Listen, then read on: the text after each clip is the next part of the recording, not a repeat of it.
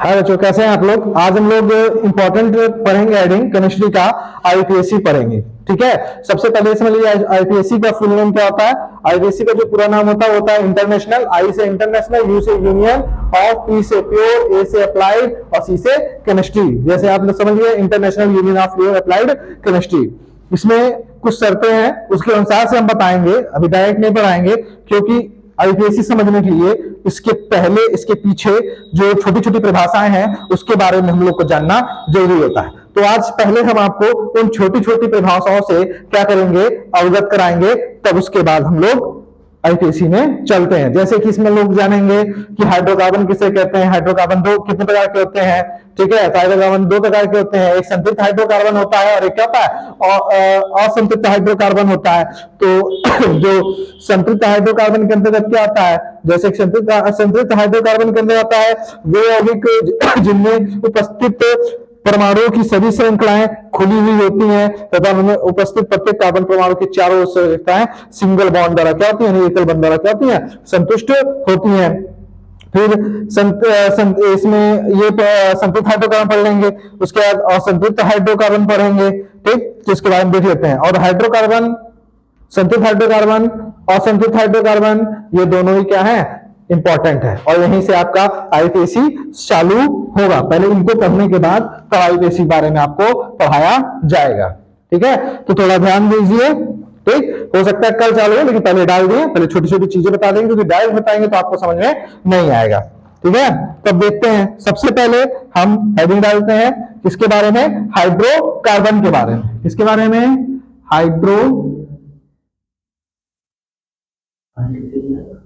Hydrocarbon.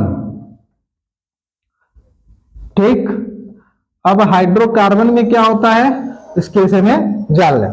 ठीक, तो hydrocarbon किसे कहते हैं, तो हाइड्रोकार्बन कहते हैं वे यौगिक जिनमें केवल कार्बन और हाइड्रोजन उपस्थित होते हैं।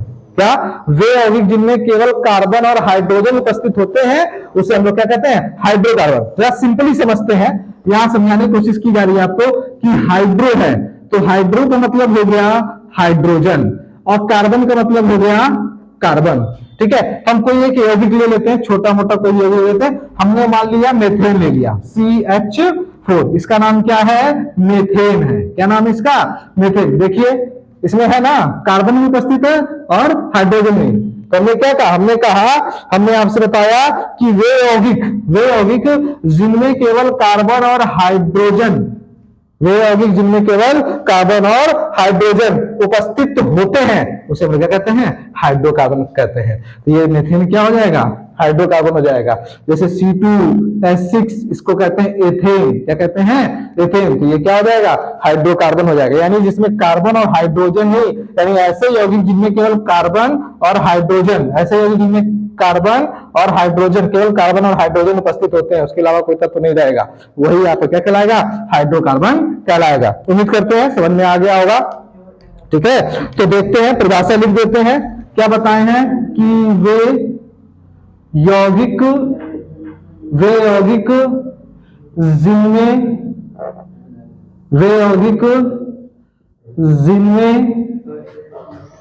केवल कार्बन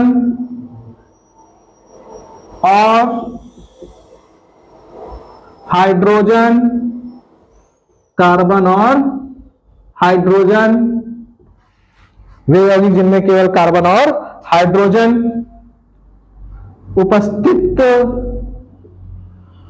उपस्थित होते हैं, वे यौगिक जिनमें केवल कार्बन और हाइड्रोजन उपस्थित होते हैं, उन्हें हाइड्रोकार्बन, उन्हें क्या कहते हैं, हाइड्रोकार्बन कहते हैं। ठीक है, ये परीक्षा में पूछा जाता है हाइड्रोकार्बन किसे कहते हैं, इंपॉर्टेंट है, तो इस बात को एकदम ध्यान रखिएगा। ठीक है, ये परीक्षा में पूछा जाता है। तो क्लियर हो गया, क्या हो जाएगा, वे यौगिक जिनमें केवल कार्बन और हाइड्रोजन उपस्थित होते हैं उन्हें हम क्या कहते हैं, हाइड्रोकार्बन कहते हैं। ठीक है, अब आगे बढ़ते हैं। हाइड्रोकार्बन के उदाहरण, एग्जाम्पल लिख दें बहुत सारे, जिसमें वही एग्जाम्पल लेंगे जिसमें कार्बन और हाइड्रोजन क्या हो, उपस्थित हो, जिनमें कार्बन और हाइड्रोजन क्या हो, उपस्थित हो। तो उदाहरण लिख दे रहे हैं, क्या होगा उदाहरण में, जरा देख लेते हैं, बताए हैं मेथेन। देखिए अणुसूत्र भी साथ साथ लिखते जा रहे हैं, ये सब आप याद कर लीजिएगा, क्योंकि आगे जो रिएक्शन मिलेगा, अणुसूत्र भी साथ साथ लिख रहे हैं, क्योंकि आगे जो रिएक्शन मिलेगा उसमें भी आपको इसकी आवश्यकता पड़ेगी। ठीक है, तो ये हो गया मीथेन। फिर आ जाएगा एथेन। एथेन का फॉर्मूला क्या होता है, C2H6 होता है। क्या होता है, C2H6। ऐसे जितने भी होंगे वो सब क्या कहलाएंगे, जिनमें कार्बन हाइड्रोजन उपस्थित होंगे वो सब क्या कहलाएंगे, वो सब यौगिक आपके हाइड्रोकार्बन कहलाएंगे। ठीक, ये हो गया। अब हाइड्रोकार्बन कितने प्रकार के होते हैं, तो हाइड्रोकार्बन दो प्रकार के होते हैं। कितने प्रकार के होते हैं, हाइड्रोकार्बन दो प्रकार के होते हैं। ठीक है, तो कितने प्रकार के होते हैं, हाइड्रोकार्बन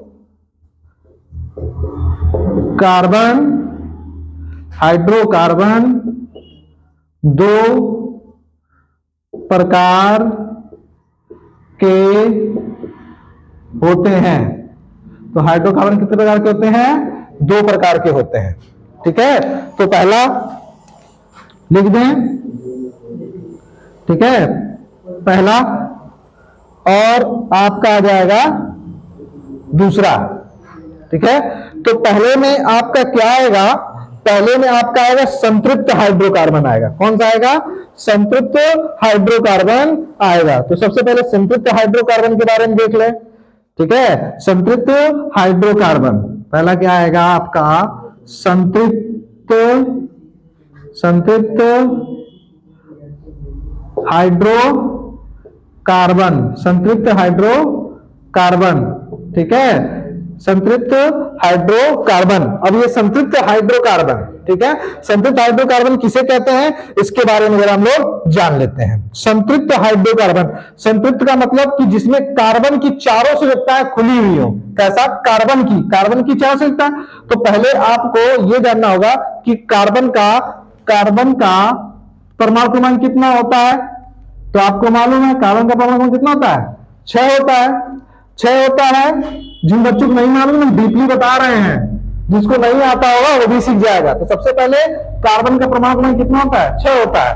और इसका जो इलेक्ट्रॉनिक विन्यास निकालोगे मैन को बताया गया होगा, अगर नहीं बताया गया तो बस इतना दिमाग फिट कर लो कि 2,4, यानी हम इसके बाह्य कोश को देखेंगे। किसको देखेंगे, बाह्य कोश को। बाह्य कोश में कितने इलेक्ट्रॉन है, 4 इलेक्ट्रॉन है। कितने इलेक्ट्रॉन है, 4 इलेक्ट्रॉन है। अब यही 4 इलेक्ट्रॉन को हम इस कार्बन के चारों तरफ रखेंगे, 1 2 3 4।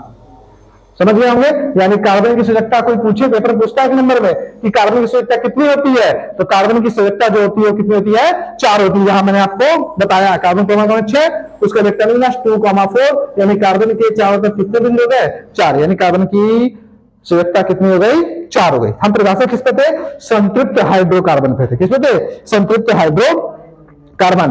तो संतृप्त हाइड्रोकार्बन किसे कहते हैं उसके बारे में सुनते हैं। वे यौगिक जिनमें उपस्थित परमाणुओं की सभी श्रृंखलाएं, वे यौगिक जिनमें उपस्थित परमाणुओं की सभी श्रृंखलाएं खुली हुई होती हैं। कैसी होती हैं, श्रृंखलाएं सभी खुली हुई होती हैं, तथा उनमें उपस्थित जो कार्बन परमाणु होता है, उनमें उपस्थित जो कार्बन परमाणु होता है वो सब एकल बंध द्वारा, किसके द्वारा, एकल, ये सब क्या एकल बंध है, यानी इसको इंग्लिश में कहते हैं सिंगल बॉन्ड। ये क्या है, एकल बंध है। क्या है ये, एकल बंध नहीं, सिंगल बॉन्ड द्वारा। ठीक है, सिंगल बॉन्ड द्वारा कार्बन चारों संयोजकताएं क्या होती हैं, संतुष्ट होती हैं, जिसे हम लोग क्या कहते हैं, संतृप्त हाइड्रोकार्बन कहते हैं। फिर से सुन लीजिए क्या कहते हैं, वे यौगिक जिनमें उपस्थित परमाणुओं की सभी श्रृंखलाएं खुली हुई होती हैं तथा उसमें उपस्थित कार्बन परमाणु की चारों संयोजकताएं एकल बंध द्वारा संतुष्ट होती हैं, उसे हम लोग क्या कहते हैं, हाइड्रोकार्बन कहते हैं। क्या कहते हैं, संतृप्त हाइड्रोकार्बन कहते हैं। तो ये परिभाषा लिखने चल रहे हैं, थोड़ा ध्यान दीजिएगा। क्या कहा हमने, जो बोला वही लिख रहे हैं। वे यौगिक, ध्यान दो, वे यौगिक जिनमें उपस्थित परमाणुओं की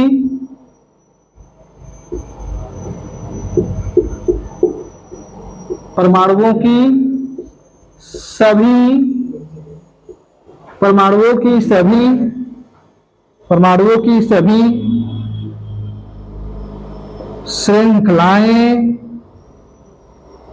परमाणुओं की सभी श्रृंखलाएं खुली हुई होती हैं खुली हुई होती हैं या उनमें उपस्थित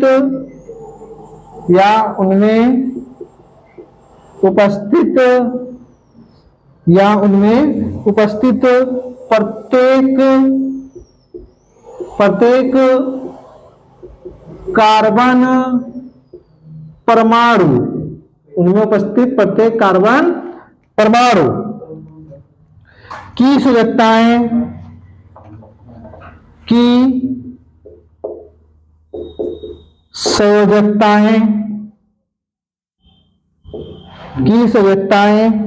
एकल बंद का मतलब एक डैश, जिसको केमिस्ट्री में बोले तो सिंगल बॉन्ड, ठीक है। तो प्रत्येक कार्बन परमाणु की संयोजकताएं एकल बंद द्वारा संतुष्ट होती हैं। द्वारा क्या होती हैं? संतुष्ट होती हैं, के द्वारा संतुष्ट होती है, ठीक है। हमने कहा कि संयोजकताएं एकल बंद द्वारा संतुष्ट होती हैं। उसे संतृप्त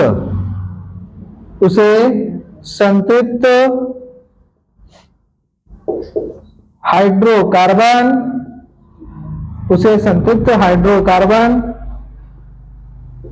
कहते हैं। उसे संतृप्त हाइड्रोकार्बन कहते हैं, ठीक है। ये हो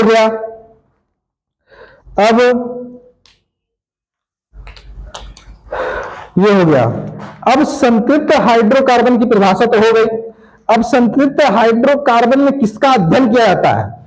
तो ये जो देखो ना, एकल बंद, इसको सीधे सीधे शॉर्टकट में इतना समझ लीजिए कि पूरा वीडियो हम नहीं बना सकते हैं, क्योंकि उसका कारण है कि एग्जाम भी नजदीक है। जितना होगा सिर्फ इंपॉर्टेंट बताए जाएंगे, और जो बातें कहेंगे आप ध्यान सुनिएगा।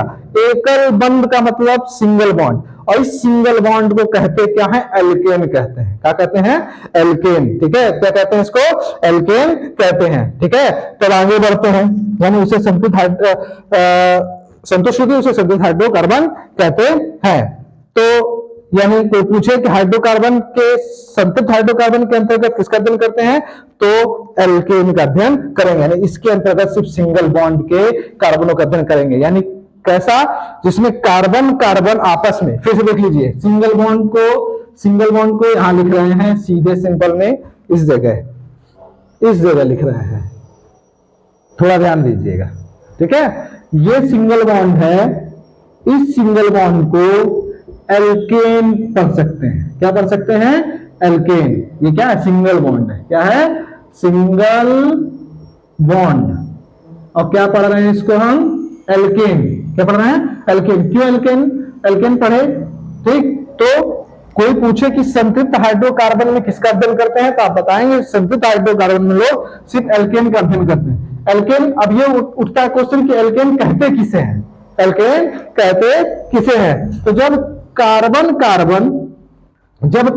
कार्बन आपस में एक दूसरे से सिंगल बॉन्ड द्वारा जुड़ते हैं। किसके द्वारा जुड़ते हैं? सिंगल बॉन्ड द्वारा जुड़ते हैं, तो उसे हम लोग क्या कहते हैं? एल्केन कहते हैं। क्या कहते हैं? एल्केन। तो संतृप्त हाइड्रोकार्बन किसका अध्ययन करते हैं?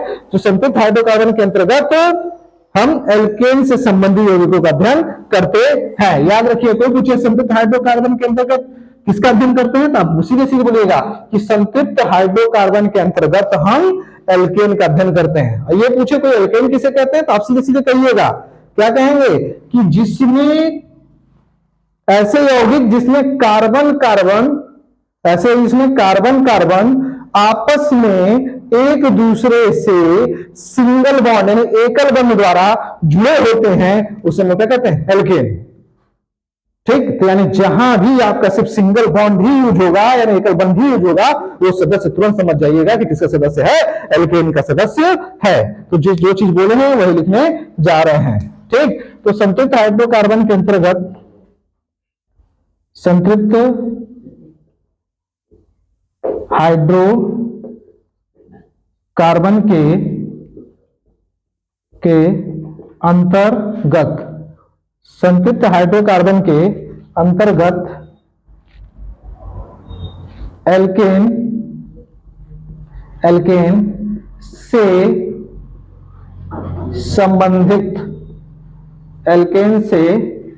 संबंधित यौगिकों का, एल्केन से संबंधित यौगिकों का अध्ययन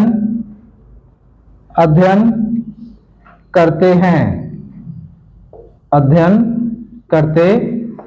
हैं। संतृप्त हाइड्रोकार्बन के अंतर्गत एल्केन से संबंधित यौगिकों का अध्ययन करते हैं।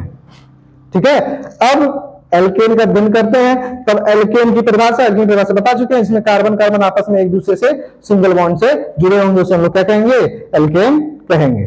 ठीक है, इस वीडियो में बस इतना ही, और ज्ञान आप अपने तक ही सीमित ना रखिएगा, इसको ज्यादा से ज्यादा शेयर करिएगा। ठीक है।